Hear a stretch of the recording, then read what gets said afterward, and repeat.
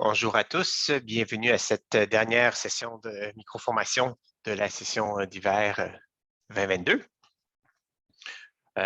Aujourd'hui, je me présente, Alexis Ragusier, je suis chargé de compte gestionnaire d'implantation auprès de nos grands comptes pour la société IT. Aujourd'hui, on va couvrir une amélioration importante qu'on a faite de notre module de risque, module de gestion des risques.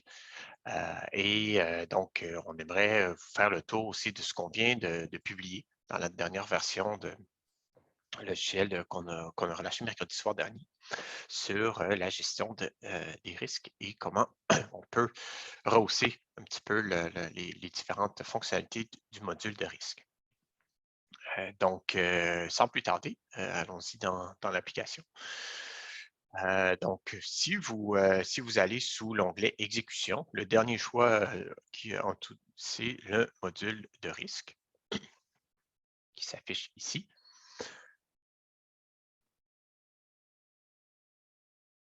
Et on a complètement revu l'interface, que ce soit l'interface liste ou l'interface carte. Puis je vais vous accompagner un peu à travers ces différents éléments-là. D'abord, qu'est-ce que la gestion des risques? Comme le suggère le PMI, donc la gestion des risques est faite pour anticiper certains coûts, anticiper certains délais. Et donc, on vient ici lister une série d'éléments qui peuvent affecter soit la portée, l'échéancier, les coûts.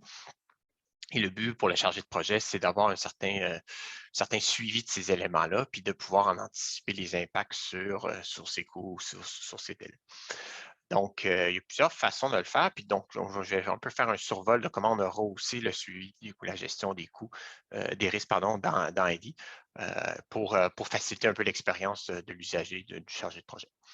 Donc, en haut à droite, vous avez deux façons d'illustrer des listes. Donc, juste pour faire un petit rappel, on fige en haut un projet ici et on peut exposer la liste des risques, soit en mode liste comme qui est ici ou en mode carte. Si jamais vous effacez le filtre ici, vous allez avoir tous les risques auxquels, des projets auxquels vous avez droit. Donc, voilà ici, donc là, ça vraiment expose tous les risques. C'est sûr que c'est souvent le plus fréquemment, on va pouvoir filtrer pour avoir les risques propres à un projet. Mais si, mettons, on avait un ensemble de projets que vous vouliez tous suivre les risques en même temps, mais vous pourriez le faire de cette façon également. Je vais débuter avec la vue liste. Donc, la vue liste, c'est surtout utilisé lorsqu'on a plusieurs dizaines de risques, peut-être un peu plus synthétique comme façon. Et ça vous permet de voir, donc, évidemment, le projet, la composante à laquelle il était affecté. ID ici, c'est un identifiant interne. Le titre, donc c'est un nouveau champ qu'on a rajouté un peu plus parlant, une description qui peut être très élaborée si vous le désirez. La catégorie, donc les administrateurs peuvent définir la catégorie de risques, donc les risques légaux, les risques de conception, de construction, des risques financiers. Bref, cette liste-là est entièrement paramétrable par vos administrateurs. La phase du projet à laquelle ce risque-là s'applique. Donc, encore là, ces phases de projet-là sont propres à votre organisation. Donc vous peuvent être définis dans les menus usagers de l'administrateur. Et après ça, donc l'impact en dollars, l'impact en jours, on va revenir là-dessus dans la fiche détaillée. Une sévérité, encore là, je vais y revenir, mais c'est juste pour donner une. Puis le responsable et son statut, est-ce qu'il est en mode suivi, est-ce qu'il est en mode évaluation, ou au contraire, est-ce qu'il s'est avéré ou a été annulé. Ce dernier statut-là, c'est celui qui est utilisé pour le mode carte. Donc, dans le mode carte ici, donc on voit vraiment chacun des risques catégorisés selon son statut. On va franciser ici les libellés, mais essentiellement, on a les risques ici en évaluation, les risques ici en suivi, les risques qui ont été annulés, donc qui ne se sont pas avérés, et les risques qui se sont avérés. Donc dans ce cas-ci, qui ont eu un impact soit en dollars ou en temps. Ce qui est intéressant ici, c'est qu'on peut déplacer les cartes pour changer le statut. Et évidemment, avant de l'annuler, il va vous demander êtes-vous sûr parce que ceci va annuler un peu le montant qui était prévu dans le sommaire des coûts. Donc, en plus, finalement, on peut faire une petite recherche, que ce soit dans la vue liste. Donc, encore une fois, si vous avez plusieurs dizaines de listes, si je veux retrouver mon risque d'inflation, par exemple, qu'on va regarder ensemble, on peut tout de suite le rechercher rapidement, surtout lorsqu'on en a plusieurs. Ça, c'était les vues, disons, au niveau. Maintenant, faisons, donc évidemment, sur la carte, on résume aussi un peu les différents éléments qu'on avait vus dans la vue liste. C'est une autre façon graphique de l'illustrer. Et quand on double-clique sur une carte ou on double-clique dans la vue liste, on affiche vraiment le détail du risque. Et ça aussi, on a revu plusieurs éléments là-dedans que je vais parcourir avec vous. Donc, les champs ont été regroupés un peu par thématique. Donc, la première ou par section. Là, donc, la première section touche vraiment l'information générale du risque. Donc, son titre, son identifiant interne de chez nous, une description comme on a vu tout à l'heure, la catégorie. Donc, ces catégories-là peuvent être modifiées par vos administrateurs pour différents risques. Donc, type, c'est opportunité ou une menace. Et la composante budgétaire à laquelle est affecté ce risque-là pour le suivi financier dans le sommaire des coûts. Donc, ça, c'est vraiment général, normalement défini à la création. Ensuite, on a ce qu'on appelle une évaluation qualitative et quantitative du risque. Donc, évaluation qualitative, c'est pour donner un peu un indice de sévérité et on veut pouvoir suivre cette évaluation quantitative-là plus le projet se déroule. Donc, pour faire ça, on a eu des clients qui nous ont demandé est-ce qu'on pourrait peut-être avoir un historique de différentes évaluations qualitatives qui ont eu lieu. Donc, c'est quoi l'évaluation qualitative? Donc, essentiellement, c'est une probabilité d'occurrence, donc sur une échelle de 1 à 5 ici, qui est multipliée par un impact. L'impact peut être un impact sur l'échéancier, donc 1 étant un impact très faible, puis donc 5 étant très, très, très élevé ici, et un impact sur les coûts. OK? Donc, si on dit si c'est un risque d'inflation, il n'y a pas d'impact sur l'échéancier, puis il y a un impact sur les coûts. Supposons que là, on se rend compte que beaucoup d'inflation, tout ça. Donc, l'inflation grimpe. Et on vient enregistrer ici. Et donc, les valeurs, donc le commentaire est affiché ici. Les valeurs de la dernière mise à jour sont affichées ici avec un petit code de couleur. Et ce qu'on vient faire, c'est qu'on vient multiplier la probabilité par le maximum de l'impact, soit de l'échéancier ou des coûts. Donc, ici, étant le coût qui est donc 3 par 4, ça nous donne un indice de sévérité de 1 sur 25. Donc, pour vous permettre qualitativement d'évaluer la sévérité de ce risque-là.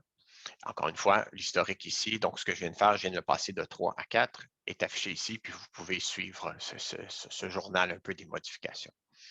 Donc, ça, c'est l'évaluation qualitative. Après ça, on peut en faire une évaluation quantitative. Donc, c'est assez simple. Impact probable en dollars du risque. Souvent, on le définit à sa création et par la suite, on peut être ajusté donc, même principe. Si on dit OK, c'est 50 000, on avait prévu 50 000, maintenant c'est 60 000, c'est à peu près 1,2 % de mon budget ici, le risque d'inflation, on l'enregistre ici, ça met à jour le tout et le tout va être journalisé ici pour le suivi subséquent.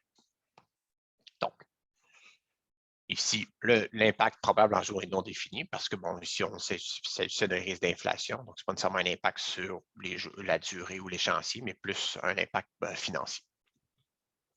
Exemple.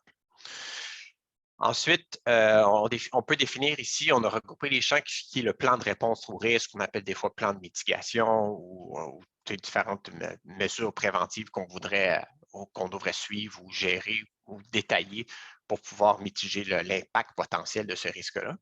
Donc, qui est responsable de ça, les conséquences si le risque s'avérait. Donc, ici, on augmentera les coûts.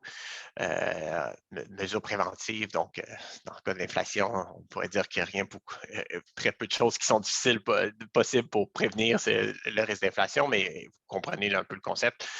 Et surtout, les actions possibles si le risque est prouvé. Donc qu'est-ce qu'on ferait si le risque s'avérait? Donc, l'ensemble des éléments du plan de mitigation sont regroupés dans la section réponse. Puis finalement, pour le chargé de projet, il peut avoir différents champs de suivi ici. Donc ça, c'est donc représenter la colonne du suivi des cartes. Donc, est-ce que le risque d'évaluation annulé, avéré, etc. Ici, donc, c'est l'impact sur le sommaire des coûts. Comment vous voulez le suivre dans le sommaire des coûts? Donc, s'il est à venir, il va être dans les engagés. S'il est payé, il va être dans les réels. Ici, il est aucun. Donc, il va être retiré il n'y aura pas seront pas affichés dans votre sommaire des coûts, mais ça, évidemment, ça impacte la tendance selon, selon le cas. Quelques notes de suivi ici et commentaires, donc c'est des champs texte qui vous sont libres par rapport à ça. Je vais revenir à la section des coûts associés dans un instant avec un autre exemple. Mais essentiellement, ce qu'on peut venir y faire, c'est y associer des coûts. Donc, si le risque se matérialise ou devient avéré, donc on peut venir associer des coûts qui sont déboursés à plusieurs endroits dans ID et ça nous permet de recouper le tout. Je vais y revenir dans un instant avec un autre exemple. Juste parcourir la fiche de détail ici avec vous. Et ici, on a aussi un journal là, de tous les changements qui sont affectés au risque. Donc, j'étais plus en mode système, là, mais tout est là. Et bien sûr, vous pouvez, comme dans plusieurs registres, là, ajouter des documents alliés si jamais vous voulez documenter ce risque-là avec différentes pièces jointes. Donc, je reviens à la liste de nos risques pour notre projet ici. Et donc, quand un risque c'est avéré, ce qui peut être intéressant ensuite, c'est de venir y documenter les impacts financiers qu'il y a eu suite au risque qui s'est produit. Pour justement comprendre un peu l'impact de ce risque-là, comment on avait la somme qu'on avait prévue au départ versus vraiment les montants en tant que tels qui ont été imputés à ce risque-là ou qui sont liés à ce risque-là. Donc, je prends ici un risque qu'on avait identifié en début de projet, donc un changement de conception qui était possible. Finalement, on a changé un petit peu. Bon, on voulait agrandir le parc qu'on était en train de moderniser, il est plus grand que prévu. Donc, c'était un risque qu'on avait identifié, un risque de changement de conception. On a dû engager une firme pour faire ce changement-là, ou la même firme qui travaillait avec nous, donc a dû refaire certains plans, exemple. Donc, le risque se matérialise et on peut venir lui associer des coûts. Donc, dans cette nouvelle section-ci, on peut venir ajouter différents éléments ou différentes entités qui existent déjà dans ID pour rattacher ces coûts-là. Prenons l'exemple où exemple, on a une facture. Donc, la firme d'architectes qu'on avait déjà embauchée a dû refaire des plans suite à l'agrandissement du parc et ils nous ont facturé des coûts spécifiques à ce risque-là qu'on avait identifié. Donc, facture, changement de conception, ça a coûté 7 500 $ à cette date-ci en question et on vient ici calculer le montant de cette entité-là, donc en l'occurrence, cette facture 7 500 $ par rapport à la somme initiale qui avait été prévue dans ce risque-là. Donc, essentiellement ici, donc 27 500 et 21 du 35 000 $. Donc, ça nous permet de comparer est-ce que ce qu'on avait anticipé par rapport à ce qui s'est réalisé, s'est matérialisé, est-ce qu'on est proche? Donc, ça, c'est un exemple. Supposons que ça continue de se complexifier, on doit complètement revoir le schéma d'architecture du nouveau parc. On pourrait lier un ordre de changement. Donc, vous aviez déjà un bon de commande avec la firme d'architecture, vous faites un ordre de changement vraiment pour refléter quand même le changement important par rapport à la portée initiale du bon de commande. Donc, ici, je viens lier un ordre de changement en question qui existe par rapport qui existe dans ce projet-là. Vous avez vu qu'il vous présente seulement les choix qui existent dans ce projet-là. Et le montant ici de 30 000 $ exemple. Donc, qui représente 85 du 35 000 qui avait été prévu au départ. Et vous faites la sommation du 7 500 et du 30 000, donc on est rendu à 37 500. Et donc, 37 500 dépasse le montant initial qui avait été prévu de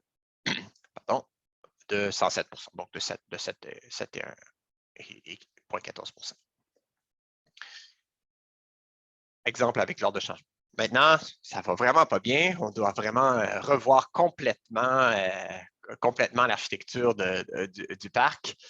Et donc, on doit octroyer un nouveau contrat, un nouveau bon de commande à une nouvelle entité ou à la même firme d'architecture, peu importe. Donc, on vient associer vraiment un nouveau bon de commande à ce risque-là. Et donc, on dit que c'est le bon de commande d'un tel, de cette firme d'architecture-là. C'était donc 80 000 pour revoir complètement le plan d'architecture au complet. Et évidemment, bon, là, ça augmente les sommes en conséquence. Donc, ça, c'est une façon, je veux dire, de suivre les impacts financiers qui ont résulté d'un risque qui est avéré. Puis, ça vous permet aussi de garder une certaine historique puis de comprendre, OK, tel risque que j'avais prévu, quel a été l'impact par rapport à ce que j'avais anticipé. Pour ce qui est de la portée, on peut aussi donc ce qui arrive aussi, c'est qu'on peut rélier ce qu'on appelle une modification de projet. Modification significative, change request, bon. Et donc, dans l'onglet démarrage ici, vous pouvez, pour chacun des projets, documenter des changements ou des modifications de portée et venir référer ce risque-là. Donc, suite à ce que le risque s'est matérialisé, vous pouvez venir identifier que, bon, conception pour un parc plus grand, j'ai documenté ma modification de projet en question à telle date, puis le statut va venir être, dans tous les cas, les statuts ici sont dynamiques et donc vont venir se mettre à jour lorsque, donc encore là, c'est vraiment une question de traçabilité.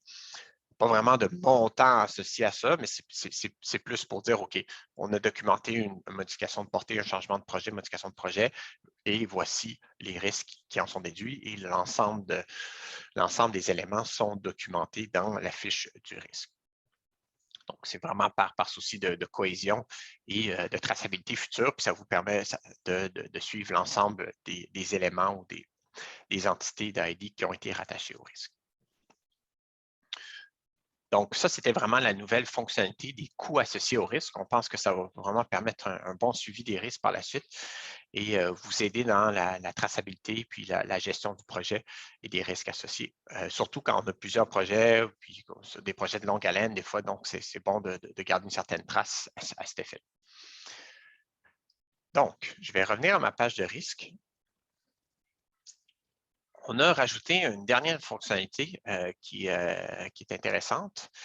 C'est la fonction importer.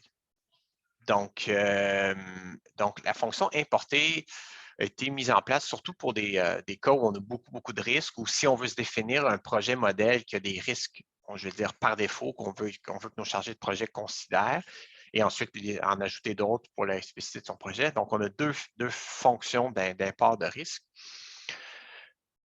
Donc, on peut importer des risques soit d'un projet par défaut ou d'une liste de chargement Excel que notre équipe de support pour lequel pourra vous accompagner là-dessus. D'où, si vous avez plusieurs quinzaines, vingtaines de risques, donc on pourra charger une liste de risques selon les champs par défaut qui sont requis dans AD.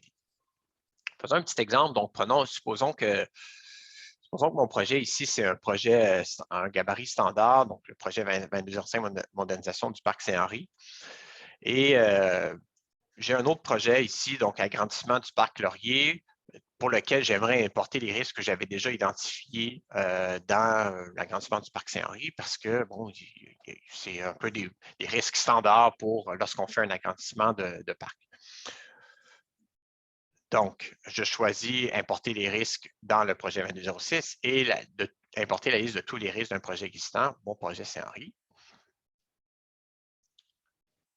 Et donc, j'ai un message qui me dit 6 risques ont été importés avec succès. Donc, les 6 que j'avais en trame de fond ont été copiés dans le 2206. Si je vous fais ici maintenant mon projet 2206, vous retrouvez les 6 risques qui ont été copiés en question. De façon très rapide de copier des risques standards par défaut. Ça peut être à partir d'un gabarit de projet que vous avez défini ou un projet similaire qu'il y a eu dans votre organisation. Vous dites, oh, OK, je pense que je pourrais partir de ça. Et par la suite, vous pouvez en bonifier avec les risques qui sont plus spécifiques au nouveau projet. La deuxième option qui avait été ici dans la modale d'import de risque, c'est d'ajouter un document Excel qui est un gabarit défini. Encore une fois, là, c'est un peu plus avancé comme fonctionnalité, mais essentiellement, c'est une liste avec un gabarit, donc vous pouvez lister plusieurs risques sur plusieurs lignes et à partir de ça, importer, charger une très grande quantité de risques et ça va vous permettre justement de rapidement importer plusieurs risques, de les modifier dans un fichier Excel rapidement, puis de charger ça et ensuite de débuter votre gestion de risque.